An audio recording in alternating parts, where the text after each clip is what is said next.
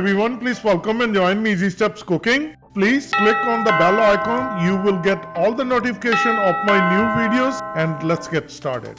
Hello everyone, please welcome to my channel. Today I'm going to share with you a bell pepper plant tips and tricks, how we can improve the bell pepper plant bigger, stronger, and it's more productive.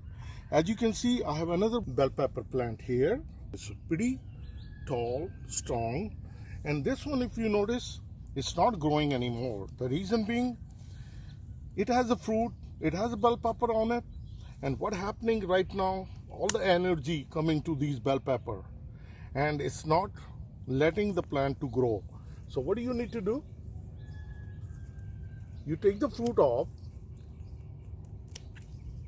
Even though they are small bell peppers, there are 3 of them. We are not going to discard it. I'm going to cook them.